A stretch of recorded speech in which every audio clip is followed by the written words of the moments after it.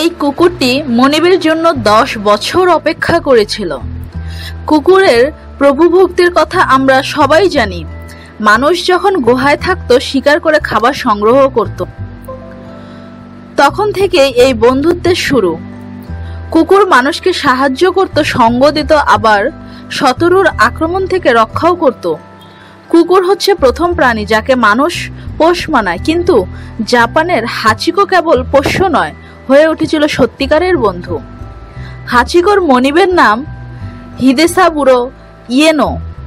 ইয়েনো Tokyo ইউনিভার্সিটিতে কৃষি বিজ্ঞানের একজন অধ্যাপক ছিলেন। 1924 সালে ইয়েনো একটি বাদামি রঙের আকিতা জাতের কুকুরকে বাসায় নিয়ে আসেন। নাম রাখেন হাচিকো। হাচি অর্থ আট আর কো অর্থ আদুরে। পুরোটা অর্থ করলে দাঁড়ায় হাচিকো তার বাবা মায়ের অষ্টম সন্তান এবং সে খুবই আদরের। হাচিকের সঙ্গে অধ্যাপক ইয়েনোর বন্ধুত্ব গড়ে ওঠে সহজে। এমনিও আকিতা জাতের কুকুরেরা প্রভুভক্তির জন্য সুখ্যাত। বলা হয় আকিতা জাতের কুকুর প্রভুর প্রতি খুব মনোযোগী হয়, আর প্রভু বা তার পরিবারের বাইরের লোকদের প্রতি খুবই নির্মম। হাচিকো এমনি খুব হাসি খুশি কুকুর ছিল। প্রতিদিন বিকালে প্রফেসর ইয়েনো যখন বাসায় ফিরতেন, তাকে এগিয়ে আনতে হাচিকো শিবুয়া ট্রেন স্টেশনে যেত। এরকম করে হাচিকো ও উয়েনোর দিনকাল বেশ ভালোই কেটে যাচ্ছিল। 1925 সালের মে মাসে হাচিকো বিকালে স্টেশনে গিয়ে উয়েনোকে আর পেল না। প্রতিদিনের মতো সেদিন ফিরে আসেননি ইয়েনো। সেদিন ইউনিভার্সিটিতে ইয়েনোর মস্তিষ্কে রক্তক্ষরণ হয় এবং তিনি মারা যান। আর কোনোদিনই বিকালে হাচিকোর কাছে ফিরে আসা হবে না তার।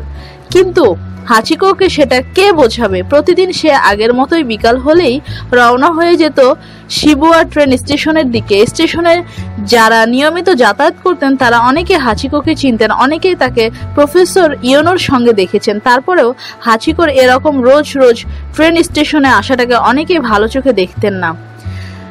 বিশেষ করে স্টেশনের কর্মচারীরা তার সঙ্গে বেশ খারাপ ব্যবহার করত। এভাবে প্রায় 7 বছর পার হয়ে যায়। 1932 সালে প্রফেসর ইয়েনোর একজন প্রাক্তন ছাত্র হাচিকোকে স্টেশনে দেখতে পান। উনি হাচিকোর পিছু নিয়ে প্রফেসর ইয়েনোর মালির বাড়িতে পৌঁছান। সেখানে গিয়ে উনি জানতে পারেন হাচিকোর ইয়েনোর প্রতি এই ভালোবাসার কথা। তিনি আকিতা জাতের কুকুরদের নিয়ে একটা গবেষণা শুরু করেন এবং জানতে পারেন হাচিকো সহ জাপানে আকিতা জাতের মাত্র 30টি কুকুর জীবিত আছে। প্রফেসর ইয়েনোর সেই ছাত্র আকিতা জাতের কুকুরদের প্রভুভক্তি নিয়ে অনেকগুলো প্রবন্ধ লেখেন। সেই প্রবন্ধগুলোর একটা ছিল হাচিকোকে নিয়ে। 1932 সালের 4 অক্টোবর হাচিকোকে নিয়ে প্রবন্ধটি টোকিওর একটি পত্রিকা ছাপা হয়। এরপর থেকে হাচিকোর প্রতি স্টেশনের মানুষদের ব্যবহার পাল্টে যায়। তারা স্টেশনে হাচিকোর অপেক্ষায় সময়টুকুতে তাকে সাধ্যমতো সেবা যত্ন করা শুরু করে। হাচিকো তার মালিকের অপেক্ষা ছিল তার মালিকের মৃত্যুর পরবর্তী সময়ে। পরবর্তী 9 বছর 9 মাস 15 দিনের প্রত্যেকটি দিন হাচিকো তার মালিক ইয়েনোর ফিরার অপেক্ষা করছে। স্টেশনে যে সময় ট্রেন উপস্থিত হতো সেই সময় হাচিকোকে দেখা যেত ঠিক একই জায়গায় যেখানে সে তার মালিকের জন্য অপেক্ষা করত। ইয়েনোর মৃত্যুর 9 বছর পর 1932 সালে 8 মার্চ হাচিকো মারা যায়। হাচিকোর এই প্রভুভক্তি শুধু যে মানুষের মন কেড়েছিল তাই নয়, তার জাতের অন্য আকিতা কুকুরদের পরিচর্যা এবং জাতটিকে বিলুপ্ত হয়ে যাওয়া থেকে রক্ষা করতে সাহায্য করে। হাচিকোর মৃতদেহ জাপানের ন্যাশনাল সায়েন্স মিউজিয়ামে স্টাফ করে রাখা হয়েছে। মিনাটোকু কবরখানায় তার একটি মূর্তিও রাখা আছে। শিবুয়া ট্রেন স্টেশন থেকে হাচিকো রোজ যেত, সেখানে তার একটি ব্রোঞ্জের মূর্তি আছে।